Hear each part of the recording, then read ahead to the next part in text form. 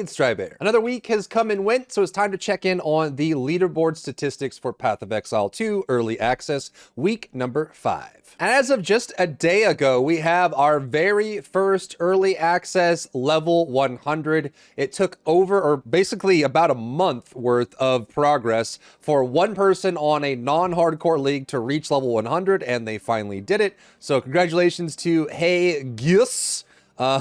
On the Invoker Monk. Wasn't even a Stormweaver.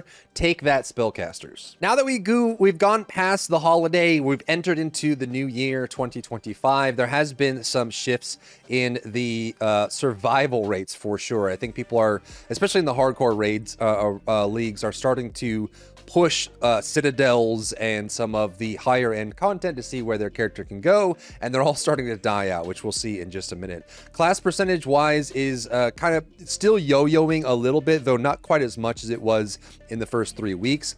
For this week in Standard League, remember Standard League is the league where you can trade and death doesn't really matter other than losing portals and XP and sometimes access to lieutenants for citadels and things like that. So in this case, you generally see the classes that have the strongest builds rise the most, just because you can get their best build online very easily and very cheaply for the most part, considering how easy it is to farm in Standard. And that's why we're seeing Stormweaver on top here. Stormweaver, Invoker, Deadeye, Infernalist, and those are the 4 that have been in the top 4 basically the entire time. We're still seeing a rise in Stormweavers.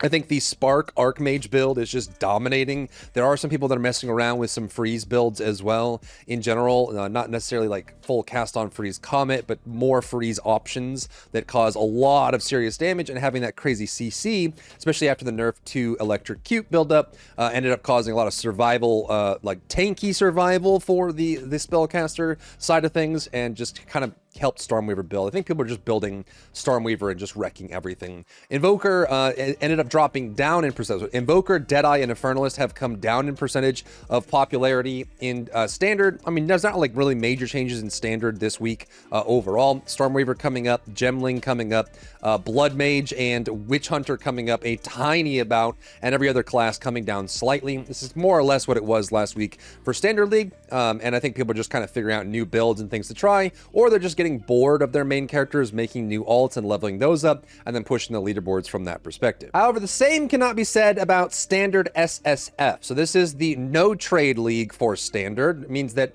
you don't lose your league status when your character dies, but you can't just buy all the gear that you need. So generally what we've been seeing over the last couple weeks is the characters that are either the best at farming low-end content doing better in SSF for popularity, just because you can just pump, you know, magic find, chance to find rare items, and then run lower level maps and clear those, farm up all the currency items you need, farm up the crafting you need, and start building your build from that. And the classes that, you know, generally don't have as much of a low level clear speed being less popular, or the classes that generally just need more items to become powerful. Gemling Legionnaire is a great example of this. Gemling, actually, when you fully build out a Gemling with very good gear, they're one of the strongest classes in the game, but they're just so expensive, in some cases don't scale as well as others. So for SSF this week, for class popularity, we're seeing Stormweaver rise up 6%. Again, Stormweaver still dominating the charts. Invoker coming up 2.5% and solidifying themselves as the 2 best farmers in the game. Flicker Strike Monk, Ice Strike Monk, especially with the spreading freeze shatter build for Invoker. Stormweaver, especially the Archmage Spark build, both of those are dominating the clear speeds. And then even for SSF, where you're allowed to die and without losing your league status, Deadeye, Infernalist, and Titan and Warbringer all falling down this week. We're seeing just kind of this falling out for Warrior in general. Titan and Warbringer kind of dropping down every single week. We actually did see Titan, especially in SSF and in Hardcore in the first few weeks. We saw a lot of Titan players, and that's been slowly chipping away every single week. I'm sure everyone has their theories on this. Some people just feel like, you know, Warrior just isn't up to snuff right now, and they just want to play another class until changes come out. Or maybe Warrior just needs the other classes that it's adjacent to, like, you know, Marauder, Duelist, Templar, and Druid. If all of those classes were out, warrior would have a lot more to pull from the skill tree, as well as more to pull from other weapons and other offerings that would be similar to its kit that could supplement some of the downsides that Mace may have in its overall playstyle and what it offers. I'm also curious to hear from you guys on this, but I am seeing a lot of people rolling off of their Ranger since the holiday, actually. Since just before the holiday, going into New Year's, a lot of people, especially on Deadeye, are just kind of dropping off of their Ranger. And I wonder, some of this might be the limited aspect of evasion and armor as a statistic when it goes into hyper laking, like T16s and Citadels and the Ubers and the Pinnacle bosses. Maybe people are just getting frustrated with how squishy they can be compared to an energy shield build. You can also notice that Stormweaver and Invoker both can run a very high, heavy energy shield build and do very well with it. Things like Ghost Ride, that is unique to scale crazy amounts of energy shield, plus lots of regeneration and things like that. What specifically, aside from Titan Warbringer, I am seeing a lot of Deadeyes re-rolling. So if you're a Deadeye main that just re-rolled, comment below why it is that you are deciding to jump off Deadeye for the time being. But on the flip side, we are seeing people pick up Pathfinder. Pathfinder and Chronomancer are getting played more now, and I wonder if it's people that were, obviously since Stormweaver and Invoker were the most popular, people might be re-rolling and making another monk or another sorceress, trying to figure out what the other side is like. They understand the core class very well, and they just want to see what it's like to play as a Chronomancer or as an Acolyte of Chayula, or in this case, a Pathfinder. We're seeing a rise in Pathfinder across most leagues of people trying them out, trying poison options with that, and just getting some really cool builds out of that as well, which is really cool to see. And then just not much change towards the bottom, like Witch Hunter dropping down still, Gemling rising up and down. Like Gemling and Witch Hunter have been going back and forth over the last couple weeks, but not major changes since the last time we saw. Moving on to hardcore class distribution, this was something that we saw Stormweavers fall way down in hardcore. We actually saw Titans super high. Titans and Infernalists were like the highest for hardcore because they were so survivable. They had so many ways to avoid dying, so many ways to stay tanky. Infernalist is still the most popular in hardcore because not only can they get a lot of really good damage obfuscation, like they can absorb physical damage as an element. They can set off different stats on their main HP or how they take damage, which is really useful. And they also have their minions as well, and the Hellhound, which is another form of damage reduction. The Hellhound can absorb damage for you by taking some of the damage that you take instead. So it's kind of like a secondary shield after energy shield. So they have so many ways to survive that it's no surprise why Infernalist is so popular in hardcore right now, just being the most survivable class in the game overall. Titan as well was super survivable, but they're just starting to fall down over this in popularity. Deadeye still falling, Gemling falling, Warbringer falling. However, what's interesting, or maybe it's not that interesting, Stormweaver has starting to climb in hardcore. We actually saw that Stormweaver was one of the lowest in hardcore. People were just playing Sorceress and dying, and especially in the leveling process, we're seeing some Stormweavers do Mind Over Matter with shield, or just carrying a shield with them everywhere they go.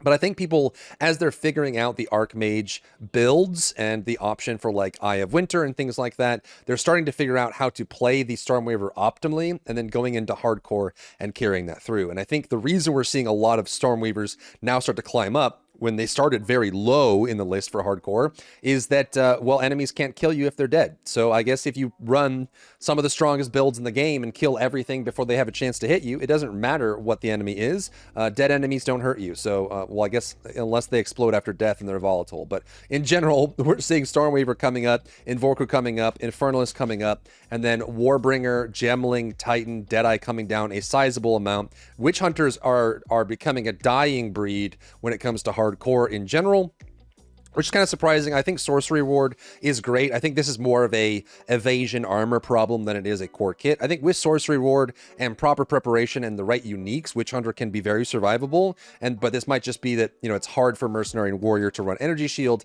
and it is the most viable defensive option in the game currently. Moving on to hardcore SSF, we do see more of a drop in Titan and Warbringer. Pretty much in every category, Titan and Warbringer are dropping lower. Another rise in Pathfinder and Stormweaver, and then Evoker coming up as well, though a small dip in Infernalist. So, I mean, some of this may just be the efficacy of what people are seeing in the classes.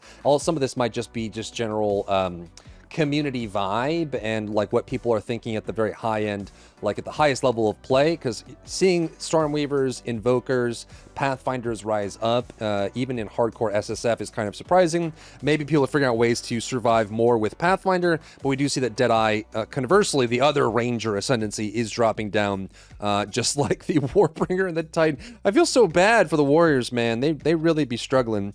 We do see a drop in Witch Hunter and a drop in Gemling, so Warrior, Mercenary, dropping lower, Deadeye for Ranger, and then obviously Pathfinder coming up. It's great to see people playing Blood Mage more, so I think Witch and Sorceress and Monk are just kind of in the winning side, especially when it comes to hardcore SSF, where you need to farm all your own stuff, and you know, death is an ever-looming threat. Moving on to the survival rate. So this one is again a bit like it's just focusing on hardcore only weighted class survival rate. So this weighs, of all of the chronomancers that are in the leaderboards for hardcore, what percentage of them are still alive? That's the way you should look at this chart. So the blue bar is what percentage of the overall count are still alive, so it's weighed against itself. For some classes that are underrepresented, like Acolyte of Chula, this one's going to yo-yo a little bit more than others, just because there's less of them. So 1 or 2 or 3 or 5 dying is more impactful than, you know, 1 Infernalist dying, for example. But in general, it just goes to show like how survivable these classes are, how long they tend to live once they're on the leaderboards in general. So this week, we are actually seeing a rise in survivability for sorceresses in general. Could just be the energy shield situation. People are figuring out how to survive. Even Chronomancer going up as well. So the most survivable class in hardcore this week since the holiday is actually Sorceress. Bar none. They take the first and the second slot for the most survivable class. They live longer than anyone else at the current state, so that tells you quite a bit. Titans, we know, are very survivable with a lot of they have some very good survival aspects, not only being able to give themselves, you know, HP and armor and things like that, but they also have, you know, the hulking form, which gives a increase to all small nodes. And as we know, most of the small nodes are either stats, which can give you HP, or armor increases, or things like that. So getting hulking form is actually insanely strong for Titan. Very, very good, and a very underappreciated Ascendancy talent for that in general. Basically, everybody else besides these three is going down in survival this week. I wonder if this is basically people that have pushed to the high leaderboards or hardcore, and all they have left is Citadels and Uber bosses, right? They don't want to like farm all the way to level 100 with the perfect build and then do no pushing at all. So I think that, you know, after 3 or 4 weeks, people have started to say, okay, I'm in hardcore.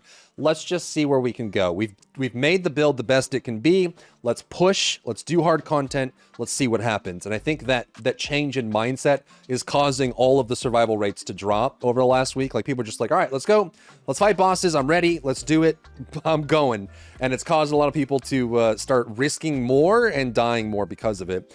Bigger drops in survival rates for like Warbringer and Witch Hunter. Obviously, Warbringer doesn't have the same survival aspects that Titan does, unless they're doing totems. Like, some of the Ancestrals have some good damage reduction and absorption if you wanted to run that build, but I think most Warbringers in the leaderboards are Warcry build at the current moment. Blood Mage going down, Invoker going down the least, like Invoker and Infernalist going down the least, but they are still pushing as of last week. And then Pathfinder going down, Gemling, Acolyte, everybody's just dying, man. It's the week of deaths. Then for hardcore, we have this kind of like more fun kind of stat. This one has a huge asterisk with it in that this is the weighted roll survival rate. Unfortunately, because we don't have a full API or armory for the classes, there's no way to know if a class is actually playing through their normal means, right? You could be playing a monk with a wand, or you could be playing a warrior with a staff. You could be playing a sorceress with a mace. There's no way for us to know that with the information GGG gives us. So this is just me looking at the classes as they're thematically developed, right? So like a sorceress is ranged, a warrior is melee, and looking at that. Now, overall, obviously there's flaws with that, but it's kind of an interesting exercise just to see who survives more. It is true that on average, ranged survive about 2 to 4% better than melee in all situations using kind of like a simplified format. However, again, just like we saw with the last chart, the death rates are increasing. Like survival rates are going down this week just because people are pushing content. It's decreasing more for melee, and the general gap is staying about the same, about 3% difference between ranged and melee this week. Moving on to hardcore SSF, it's very similar situation to what we saw with hardcore. However, a bit of a difference in the classes that are showing up at the top. So Pathfinder and Stormweaver are the two classes this week that rose in survivability. I don't know what it is that's making Pathfinder come up on the radar for a lot more people. There are some really cool Pathfinder builds that people are finding, some ways to tweak around with the poison, and maybe even some high mobility builds from Pathfinder where they can just zoom across the map like an Invoker or like a blinking Stormweaver can. So Pathfinder might be the next